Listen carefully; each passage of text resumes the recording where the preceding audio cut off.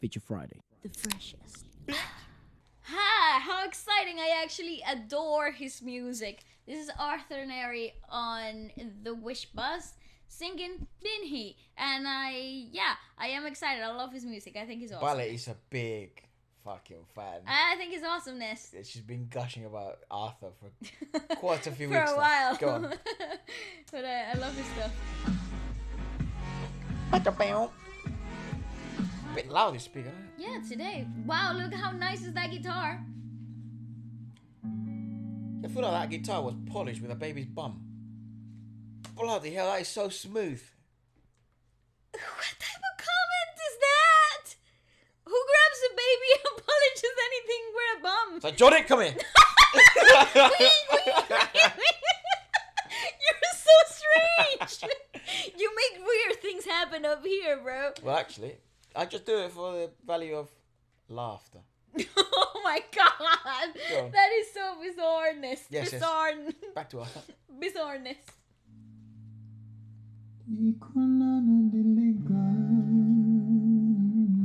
Yes!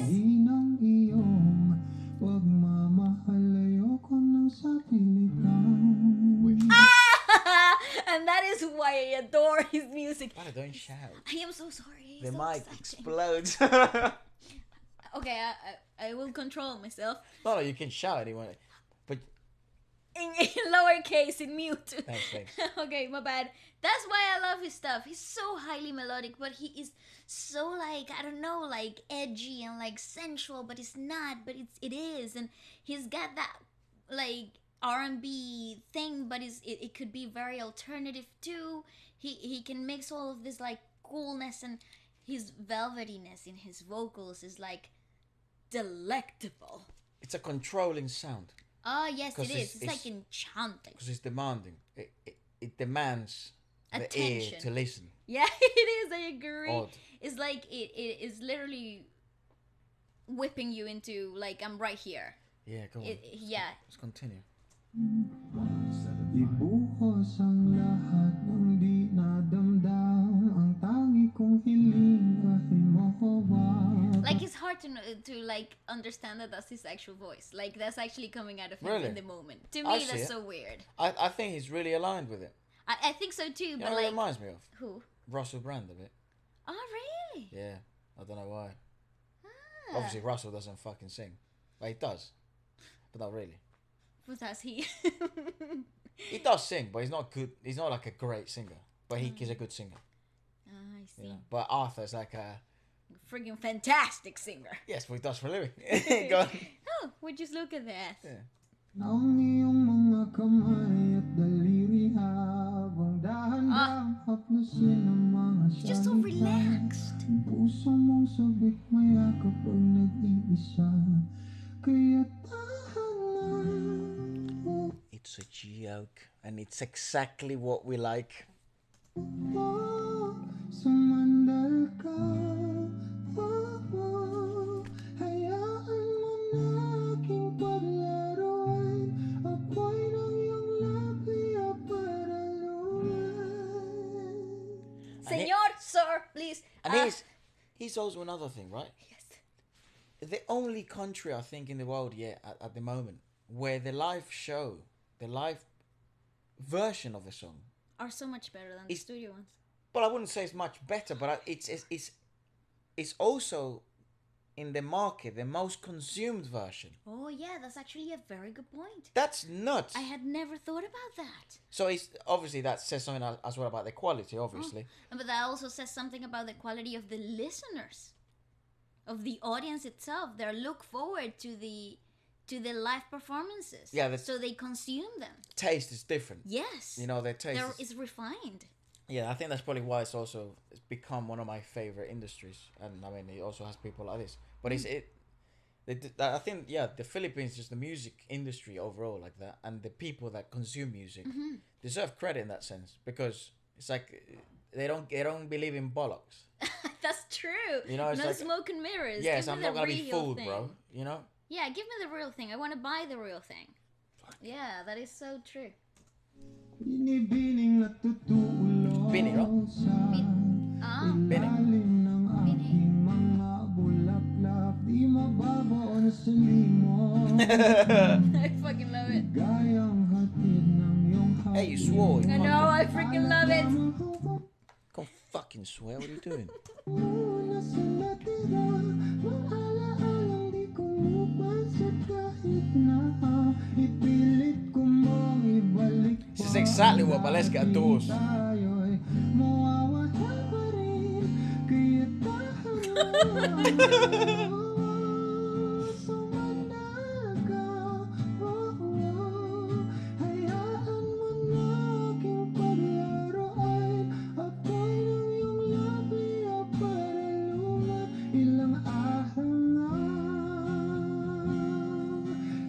All right, sir. Let me explain just, a bit, okay. actually, please. You know why I find this so incredibly fascinating? Because Why do you always resonate towards those type of singers? because it's so hard, Efra. It's so hard. Like, it's really cool to recreate, like, play around with this style in the studio. Is because it's really easy and it's really like relaxing. It creates an atmosphere, and you can really communicate with the sound that you're creating.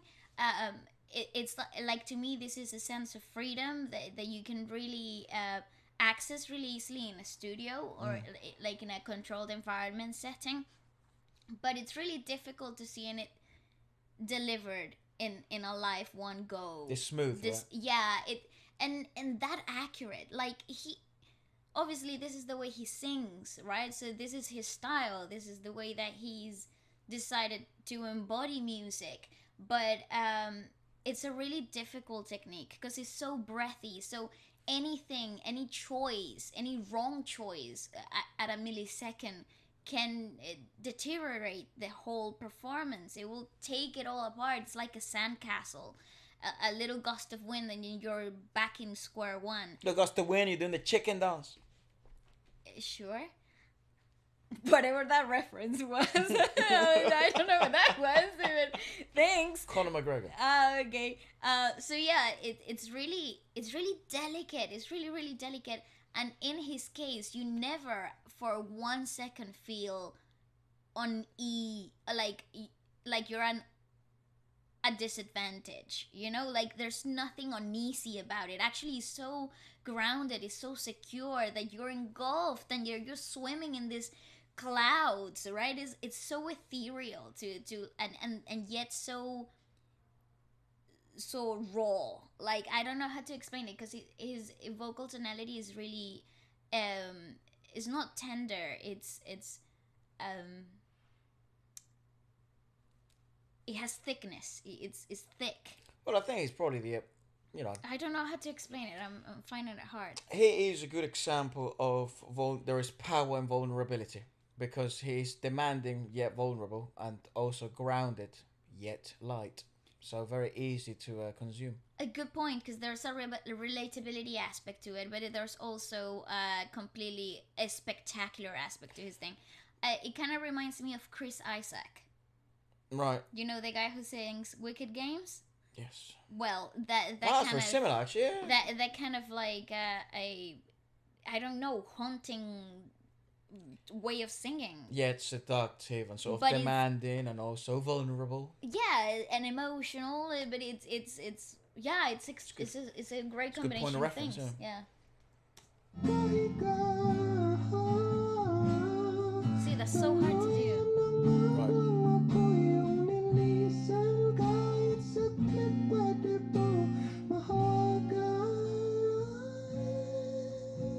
God, his note accuracy is ridiculous. Woo! I love it. Gotta hit it.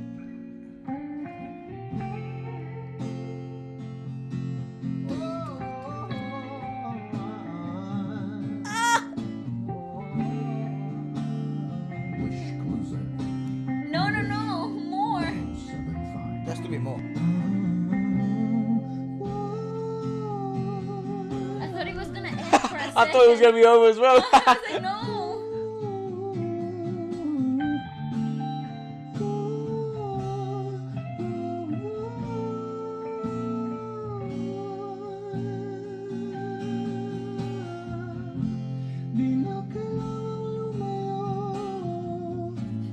Can we please just listen to that again?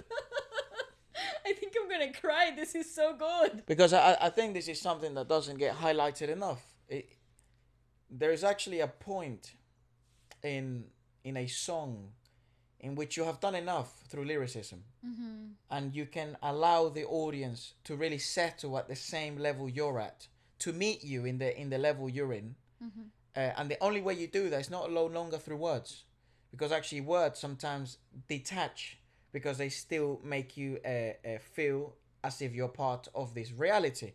But if you listen to sound, you can sort of sometimes travel to another one through imagination. Yeah, that's right. You can be taken places. Auditory, only auditory. Not for some reason also, visual stimulation doesn't do this, but auditory stimulation manages to do this rather well. Yeah. That's why I feel when people, when they meditate, they listen to meditation music, or guided meditation works rather well. When you can't see anything, but you're just being auditory stimulated. There's also another argument that is simply because you're not being sensory stimulated in all your senses, so there's not overstimulation. So you're focused in one. But I guess it also applies to my point. Stop stimulating me through words, right? And let me experience sounds. Because sounds sometimes speak louder than words. Yeah. Somehow. Maybe that's not a good saying. But melody speaks louder than words. Yeah. Given the right environment, of course. Well, no. At this point of the song, you've already told me a story. Yeah. And do stay till the end. I will translate it. I do know the lyrics of this song because I've actually heard a bit of this song before. Spoiler alert. But I've never heard this version. But yes, in this moment of the song, it's appropriate to do so, and not many artists seem to do this. Yeah, especially live. No, and this is going back to the argument that I was making earlier, that this is a type of music that allows the artist to be at its peak freedom state, and this is, to me, this is a very visual representation of what being creatively liberated it actually sounds and looks like. That bit again, go on.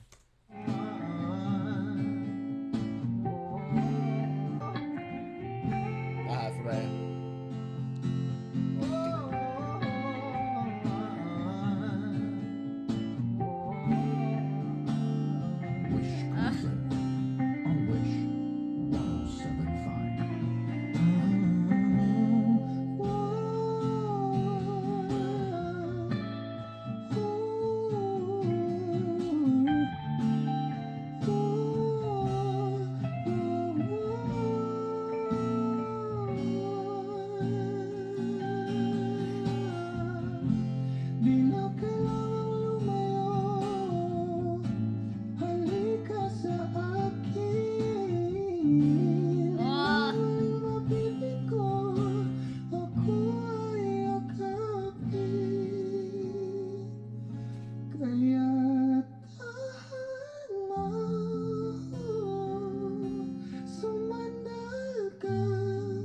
Oh, props to those two guitarists.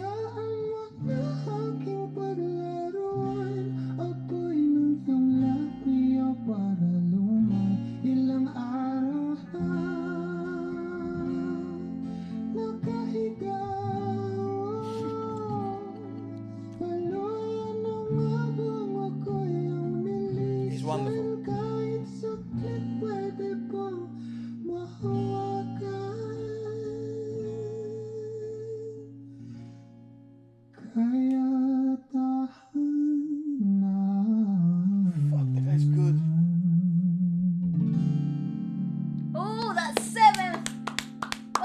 Props to those guitarists, dude. Okay, so I love that trio. They're magic. They're liquid magic.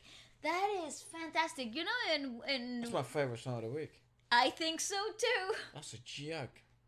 Oh, I'm overwhelmed. I am so overwhelmed. I adore it. This is exactly the type of music I listen to understand life. Like, this is... Please tell me what the hell he's talking about.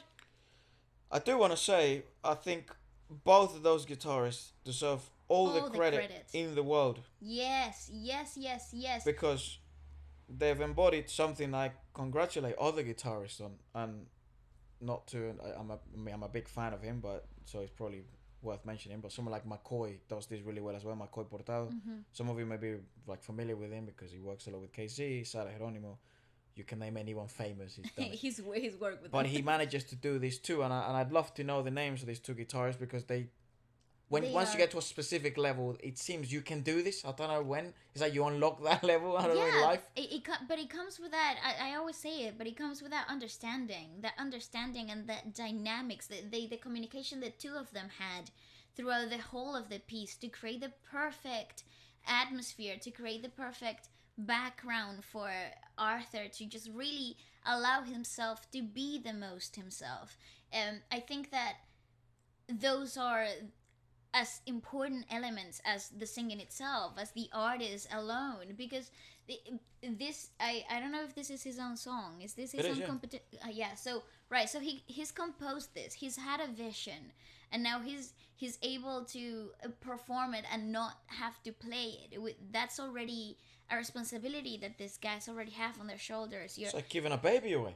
Basically, and so the communication and the providing the right environment and the right support system for the singer is such a difficult task, and a lot of the times it goes unseen. It goes unheard. But what they've done, it's truly magical. World class. So it begins. I failed to nurture. I do apologize if this may be mistranslated or perhaps it loses some of its magic. If any of you do have a better translation, that would be wonderful. But this is the best I could find. I failed to nurture the seed of your love. I don't want to force in pouring all my emotions. My only wish is to hold your hands and fingers as I softly caress you with words.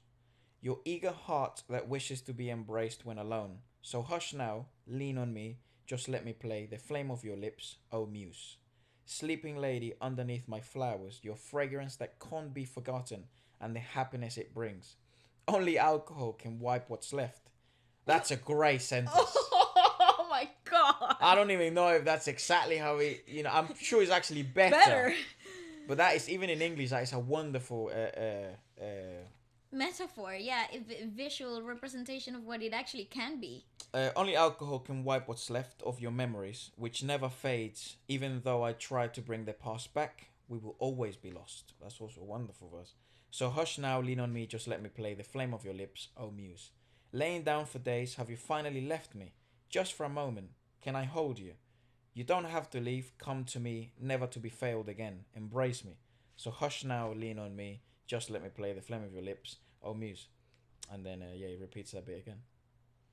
Fuck me. Not gonna lie though, even if it's not an accurate, like a perfect 100% accurate translation, I still think it's beautiful. But that's it's been translated, so props to the person who translated this. But I actually also think that when a piece is really well written, I think it translates well. Even when it's translated and it's not the most accurate and it still maintains its magic, that's how you know the piece itself is perfectly written, or it communicated the idea really well. I think a lot of you know, like, we've been sort of enchanted by the language of Tagalog, and also all the different dialects that we seem to be discovering, but especially Tagalog for singer-songwriter. Yes. Really poetic and lovey-dovey songs. Fuck, it sounds unbelievable. They really do captivate emotion in the most wonderful in the most human of ways. That's the only way I could. It means señorita, right? Or no, seeds. Seed. Right, seed. Seed. Binhi means seed. Okay. Binhi.